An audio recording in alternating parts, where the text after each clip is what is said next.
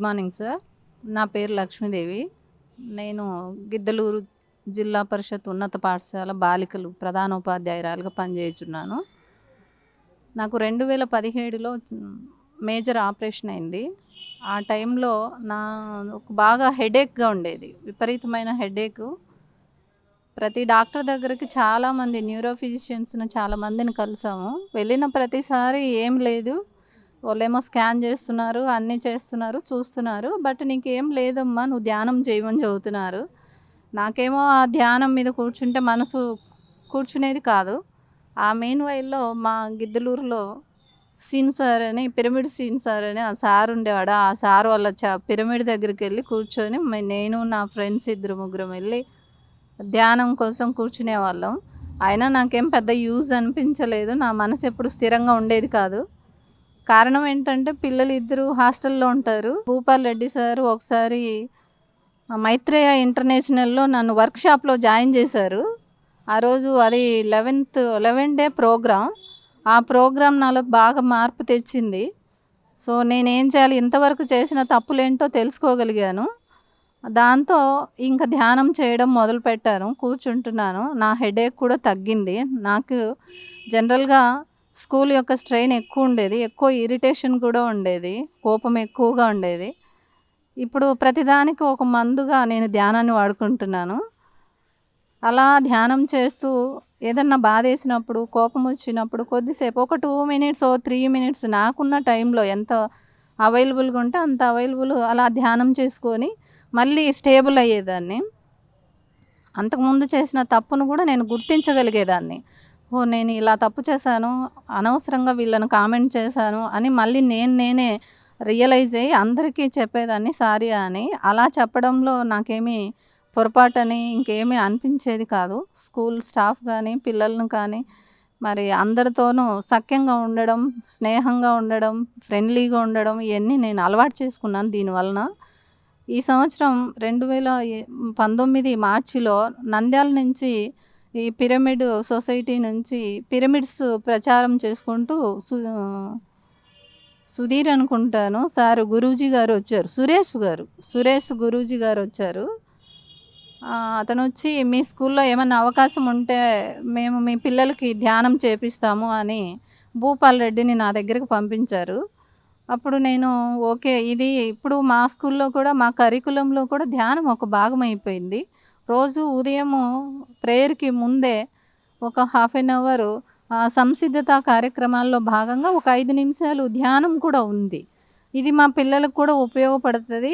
మనము ఇంతకుముందు నేను చేసిన తప్పు ఏదో కూర్చోవడం, కళ్ళు మూసుకోవడం, అలా కూర్చొని ధ్యానం సరిగ్గా చేయలేకపోయాను. దానికి రైట్ మెడిటేషన్, రైట్ పద్ధతిలో నేర్చుకోవాలి. సో, ఇది కూడా మనకు ఒక అవకాశం అనుకోని వాళ్ళకి అవకాశం ఇచ్చాను. అందరిని కూర్చోబెట్టాను. ఆ రోజు మా పిల్లలకి ధ్యానం నేర్పించమని కూడా అడిగాను. మళ్ళీ కూడా క్లాసెస్ పెట్టమని కూడా అడిగాను.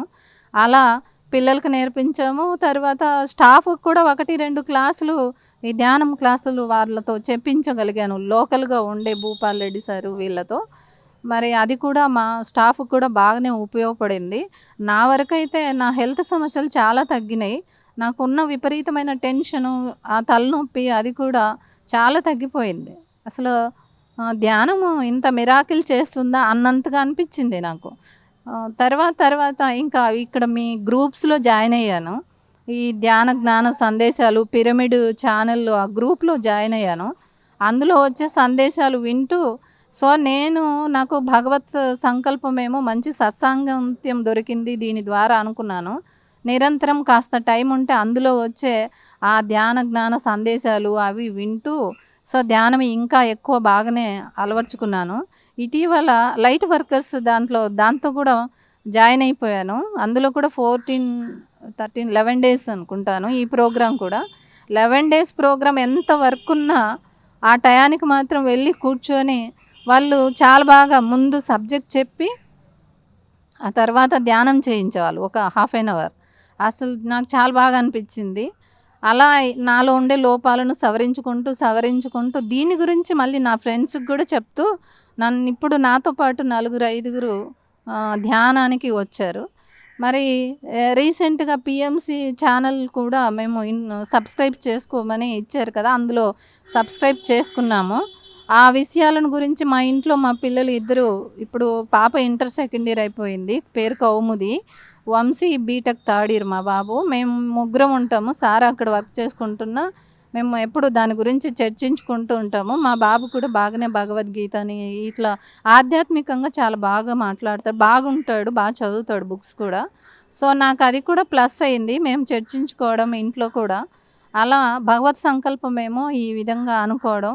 సో, మరి ఈ ఛానల్ ద్వారా కూడా మరి మేము తెలుసుకుంటూ నా తోటి వాళ్ళకు చెబుతూ నేను ఇంకా నలుగురికి చూడు, ప్రయత్నించని ప్రతి ఒక్కరికి చెప్తూ ఉంటాను. అలా నాతో పాటు ఈ ధ్యానంలో ఒక నలుగురు, ఐదుగురికి అయితే నేను క్లియర్‌గా అన్నీ పంపించగలిగాను. మీ గ్రూపుల్లో జాయిన్ చేయించగలిగాను. వాళ్ళ ద్వారా ధ్యానం చేయించగలుగుతున్నాను.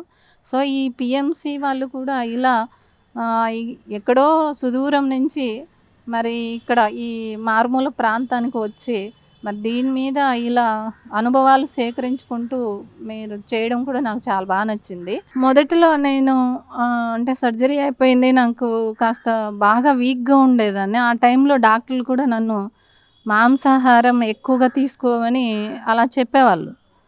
కానీ ధ్యానంలోనికి వచ్చిన తర్వాత కాదు ధ్యాన జగత్తు, శాకాహార జగత్తు అని తెలుసుకోగలిగాను. సో, దాని నుంచి బయటికి చిన్నగా నన్ను నేను మోటివేట్ చేసుకుంటూ, నన్ను నేను ప్రేరేపించుకుంటూ దానిలో నుంచి బయటపడగలిగాను. ఇప్పుడు శాకాహార జగత్తు చాలా బాగుంది. సో, అంటే ఫస్ట్ ఉన్నప్పుడు తెలుసు నాకు తామస ప్రవృత్తి ఎక్కువగా ఉంటుంది. ఆ మాంసాహార భోజనం తీసుకున్నప్పుడు ఆ మసాలాలు, ఆ కారము మనలో ఇరిటేషన్ కలిగిస్తాయి. తర్వాత అర్థమైపోయింది. ఓహో! అయి తగ్గించిన తర్వాతనే నాలో ఈ కోపం ఇయన్నీ తగ్గిపోయినాయని. ఇది నేను ఒకసారి రామాయణం బుక్‌లో కూడా చూడగలిగాను. మండోదరికి సీత చెబుతుంది. రావణాసురుడికి కూడా నువ్వు ఇలా పెట్టు, శాకాహారం భోజనం పెట్టు, ఆయనలో ఉండే ఆ ప్రవృత్తి పోతది అని సీత కూడా మండోదరికి చెబుతూ ఉన్నది నేను బుక్స్ చదివేటప్పుడు కూడా అది చదివాను. అయితే నన్ను నేను అప్పుడు మార్చుకోలేకపోయాను. కానీ ఈరోజైతే మార్చుకోగలిగాను. శాకాహార జగత్తు చాలా బాగుంది. అద్భుతంగా ఉంది. దీన్ని చేయడం వలన సో, మరి నా అనుభవాలైతే నేనైతే చాలా కూల్ అయ్యాను. అందులో అనుమానం లేదు. ఇంతకుముందు ఈ హెడేక్‌కి వాడుకునే ఏ టాబ్లెట్ నాకు అంతగా పనిచేయలేదు. ఇప్పుడు ఈ ధ్యానమే నాకు దానికి అన్నిటికీ సరి అయిన మందనుకుంటున్నాను. సో, చాలా హ్యాపీగా ఉదయం స్కూల్‌కి వచ్చిన తర్వాత కూడా నా వర్క్స్ కూడా చాలా కూల్‌గా చేసుకోగలుగుతున్నాను. ఇంతకుముందున్న ఇరిటేషను, ఇంతకుముందున్న బాధ, కోపం అలాంటివి ఏమీ లేవు. ఒక్కదాన్నే ఉన్నా నాకు ఇంకా బోలెడు టైం దొరికింది. నేను ఇలా బుక్స్ కూడా నాకు మంచి హ్యాబిట్. బుక్ రీడింగ్ నాకుంది. ఆ బుక్ రీడింగ్ కూడా ఈ మధ్య నేను 'మరణం లేని మీరు' బుక్ చదివాను. So, excellent book. అందులో మరి సూక్ష్మ శరీర యానము ఇలా అసలు ఆ చాప్టర్స్ చదువుతూ ఉంటే నన్ను నేను మర్చిపోయినట్టు, ఎతిరిక్ అని, ఆరా అని ఇలాంటివన్నీ తెలుసుకోగలిగాను. వాటిని పక్క వాళ్ళకి కూడా చెప్పగలుగుతున్నాను, చూపించగలుగుతున్నాను. సో, మరి ఈ విధంగా తీసుకొచ్చినందుకు ఈ భూపాల్ రెడ్డి సార్‌కు మీ ఛానల్ ద్వారా ధన్యవాదాలు చెప్తూ, మీ ఛానల్ వాళ్ళకు కూడా చాలా చాలా ధన్యవాదాలు చెబుతున్నాను. ఇలా మీరు రావటం సో, నాలాంటి అజ్ఞానంలో ఉన్న చాలామందికి ప్రేరేపితులై ఈ ధ్యానంకి వాళ్ళు కూడా కూర్చొని వాళ్ళు కూడా చేస్తారని ఆశిస్తూ సెలవు తీసుకుంటున్నాను. థ్యాంక్ యూ అండి.